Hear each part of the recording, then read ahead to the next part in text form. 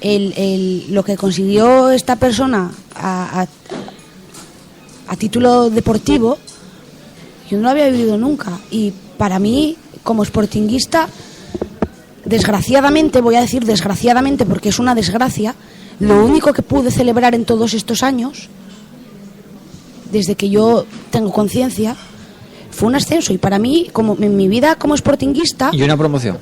Y una promoción, bueno. Pero quiero decir, una promoción yo no lo considero un éxito, porque es un fracaso deportivo el llegar a esos extremos. Pero hubo que celebrarlo y mucho. Hubo que celebrarlo y mucho porque somos así de tristes. No, pero triste, yo no. Pero no es algo positivo, porque celebrar una promoción significa que llegaste a unos números que al Sporting, por su historia, por mucho que nos quieran decir, que por lo menos mucho que nos diga feliz. Alejandro Ortea, no nos corresponde, o por lo menos a mí en mi vida de sportinguista no me corresponde. Por eso digo, porque ya el Susana, Sporting lo vi toda mi vida en primera división hasta el año 98. Entonces para mí el día del ascenso fue un día que en mi vida no se me va a olvidar jamás, y fue yo creo el día más feliz de mi vida como sportinguista. Y ganar a Madrid. Bueno, y ganar al Madrid. pero por eso digo, Susana, que para lo que es la afición del Sporting o otras generaciones de la afición del Sporting, probablemente, y si repasas la historia del Sporting, pues probablemente tengan razón y sea así, lo que haya conseguido deportivamente Manolo Preciado tampoco haya sido tanto. Es decir, un ascenso y 4 años mantener la permanencia en un global de la historia, ahora mismo lo estamos viendo. Con la plantilla que tenemos y la inversión que se hizo. Susana, yo ahora mismo lo veo igual que tú, es decir, lo veo como algo muy grande y muy grandioso, porque yo creo que fue el milagro de los panes y los peces, un año sí y otro también, sobre todo el primer año. El primer año fue bestial, pero cuando pasen unos años seguramente lo veremos de otra manera y veremos Manolo Preciado, un paisano que subió al equipo y lo mantuvo 4 años. Bueno, pues en lo global de la historia del Sporting probablemente no sea tanto, pero es que yo voy más allá de lo deportivo, voy lo humano. Cuando llegó Preciado al Sporting, esto era, bueno, aquí como estamos en una radio de casa, lo puedo decir, esto era una casa de putas. Y yo por circunstancias de la vida, por coincidencias estuve en la rueda de prensa en el Molinón, veía aquel bigotón ahí sentado con la camisa blanca diciéndome con aquellos pelos y venía gordo, que y decía mucho. Aquí lo que hace falta es alegría, y yo lo miraba y decía, pero este gilipollas, ¿qué cojones sabrá de lo que hace falta aquí, que llevamos aquí? ¿Qué sabrá de lo que llevamos sufriendo aquí años? Y nos empezó a hablar en aquella rueda de prensa de Michel, de Lucas, de Noel Alonso. Eso lo dije yo aquí 1000 veces y no le creíamos. Este tío está zumbado de la cabeza, este tío dura aquí un mes. No come el turrón. Y empezamos y al final, en muy poco tiempo, lo que consiguió fue ponernos a todos en los mismos raíles. Es decir, él era la máquina del tren y empezaron a sumarse vagones y son una locomotora impresionante. Eso en el aspecto deportivo y en el aspecto humano. Este paisano era todo comunión, era todo unión. Joder, la gente que tenemos hoy en día en el Sporting ya estaban cuando Preciado era el que les protegía, decía, hasta aquí, de aquí, esta gente, olvidaros de ellos, esto es fútbol y fútbol y prao, y no mirábamos para otra cosa. Y cuando había injerencias contra el Sporting, alguien intentaba menospreciar al Sporting, maltratar al Sporting, el primero, y me atrevo a decir el único que salía a defenderlo, era él. Entonces, todo eso son méritos que él se ganó por su propio peso. Y vuelvo a decir, que se junten 10.000 personas de una manera espontánea en el Molinón, e incluso me atrevería a decir más, que yo también estuve. Cuando le cesaron, anunciaron el cese oficialmente a las 12 menos cuarto de la mañana y convocaron una rueda de prensa para la 1. En Mareo, súper feo. No, en el Molinón. Eso, Molinón. Nos juntamos en el Molinón cerca de 200 personas se fue solo de Mareo. Una hora y nos juntamos 200 personas. Si hace la rueda de prensa por la tarde, pues seguramente las 10.000 no, pero 2.000 o 3.000 personas seguro que estamos ahí para despedirle. Entonces, quiero decir, algo tenía este paisano que caló en la gente. Hombre, pero es que vamos a ver, pero no deportivamente, escaló de otras maneras. Nos hizo lo que te estoy diciendo. ¿Cuántos años tenían qué balance de edad media podía tener la edad de las personas que allí se congregaron? 30 y pico. Sí, claro, seguro. Es lo que te estoy diciendo. Es que aparte de cómo era él como persona, en el aspecto deportivo, la gente de nuestra edad no vivió, bueno, se vivieron clasificatorias para Copa de la UEFA, pero bueno. Mira, un apunte, Susana, que me está diciendo que además es un fiel oyente del programa, Adrián Ubel, de la agencia F, me está apuntando que yo estoy diciendo quién merecería una estatua, y me apunta, además con muy buen criterio, estoy muy de acuerdo con él, a Ferrero, que probablemente también, pues bueno, para mí el mejor extranjero que tuvo. Fue un jugador que marcó una época también. Y casi nacional, ¿eh? No, nacional yo lo dejaría por encima de Kini. Después de Kini, ojito. De todos modos, cuando dicen es que seguro que hay otra persona que merece una estatua, que yo, como dice Jaime, seguro que hay alguien. El otro día lo decía, digo, bueno, a lo mejor esto se da una idea para convertir los alrededores con distintas homenajes. Mira, sería muy guapo. Y quedaría muy pues guapo sí. que hoy esté y pasado mañana se haga no sé quién, y que sea, bueno, como un templo de homenaje a... Tommy, ¿tú sabes cuál fue una de las frases que más me repitió la gente cuando acabamos con el acto de inauguración de la estatua? A ver cuando os ponéis con la de Kini. A mí me parece una buena idea, A mí me parece una buena idea. Ya, pero darnos un poco de tiempo para que... Respirar. De hecho, ya nos dieron hasta la idea de todo, la volea de Vallecas. Sí. Claro, por supuesto. Que hay mucha gente y que, joder, un portero como Castro, como Ablanedo. Joder, Ablanedo fueron cuatro Zamoras. Cuatro. 3 o 4. Y 2... 4 Zamoras en el Sporting de Gijón. No en el Madrid o en el Barcelona. En un señor Sporting de Gijón. No se quiso ir nunca del Sporting. Tuvo muchas propuestas, portero de la selección española. Bueno, pues y Joaquín, la cantidad de partidos que jugó Joaquín en el Sporting. Os quiero decir, podemos hablar de muchísima gente, incluso me decía mi padre, incluso Tati Valdés. O sea, gente, bueno, pues 592. Es que está menos. ¿Cómo quedó el estadio?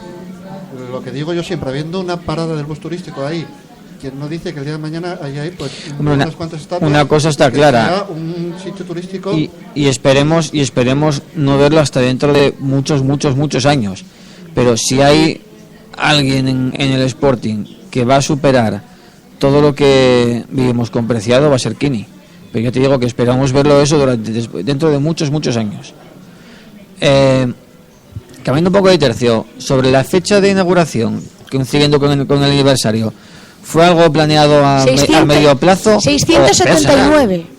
Joaquín, de Liga imposible. No, en total. Encuentros oficiales con la camiseta del Sporting. En Liga fueron 550. 479 en primera y 679 en total.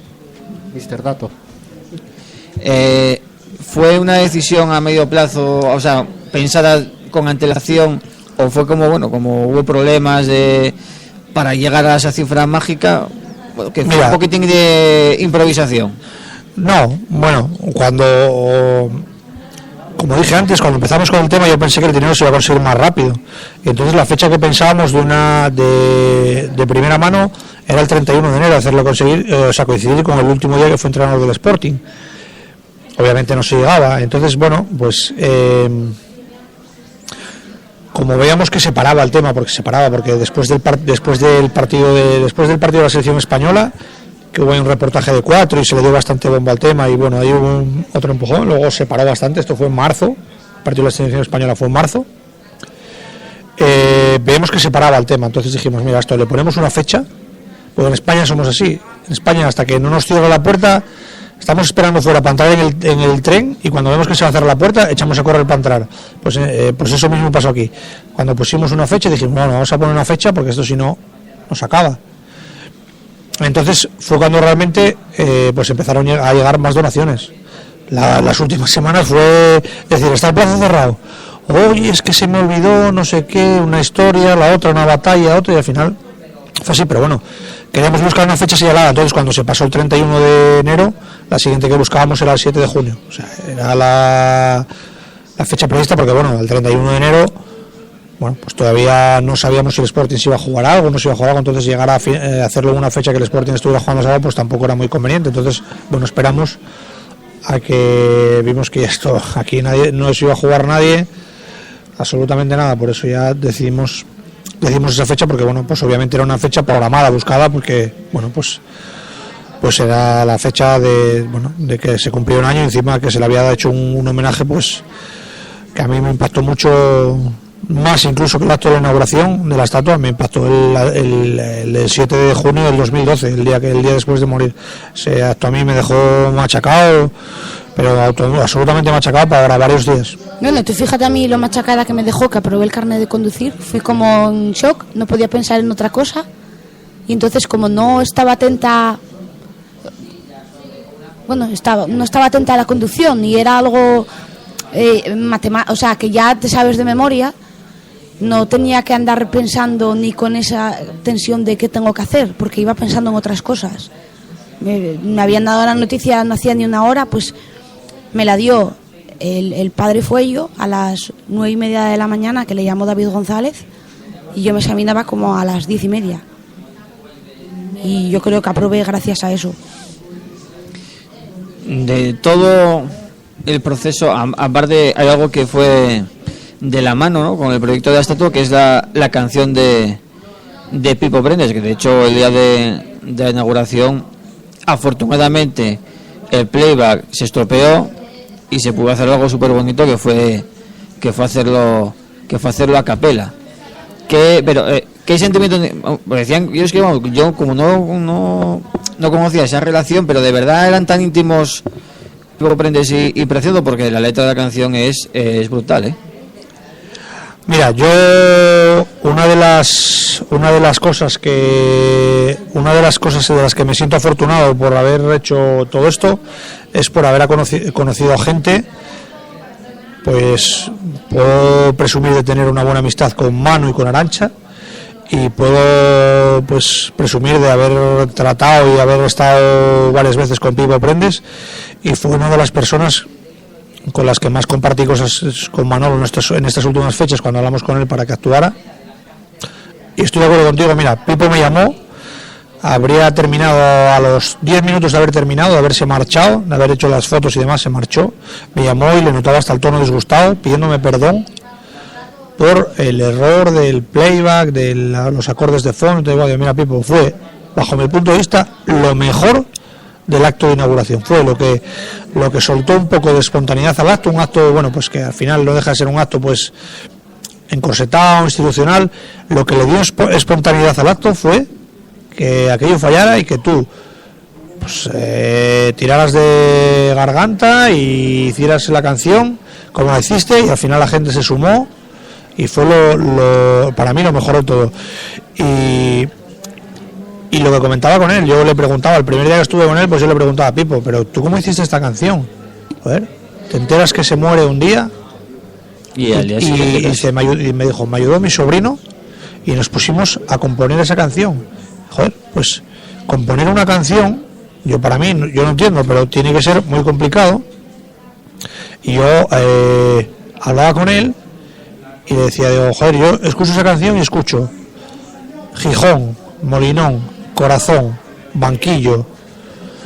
Todas esas palabras son palabras relacionadas con Preciado, con la canción. Entonces, al hacer esa canción y tocar tanto esa fibra, y se la comparaba con él, con la canción del Centenario. Y se lo decía, digo, para mí Víctor Manuel pues es uno de mis cantantes preferidos. Me gusta mucho Víctor Manuel como cantante. Creo que la canción del Centenario fue una verdadera cagada. No se menciona nada más que Sporting, la palabra Sporting, ni Molinón, ni Gijón, ni Centenario, ni afición, nada, no se nombró nada. En esta canción hecha corriendo, a prisa corriendo, de un día para otro, es un sentimiento, veías, Pipo es un artista, lo veías como interpretaba la canción allí el viernes, y es una canción hecha desde el sentimiento. Yo creo que fue uno de los grandes aciertos. A mí la canción de Pipo, la llevo escuchando en este último año, ni se sabe la cantidad de veces que la llevo escuchando, y lo del otro día a mí, francamente, podía estar hasta preparado, porque me pareció una pasada. Yo voy a discrepar, que me pareció un acto muy bonito y fue espontáneo, porque él supo improvisar muy bien. Pero a mí otra cosa que me pareció preciosa fue la carta que le dio Canella. Aunque él ya la trajese escrita desde casa, fue una carta que leyó en nombre de la plantilla, pero está escrita con el corazón y con el sentimiento. Bueno, pues mira, yo hoy no estoy muy de acuerdo. O sea, me pareció una carta muy guapa, muy preciosa, me pareció una carta preciosa, Pero vamos a ver, destilaba a gran Lely Rivera, que le tengo mucho cariño, por todos los lados. Esa carta está... Yo creo que la escribieron ellos.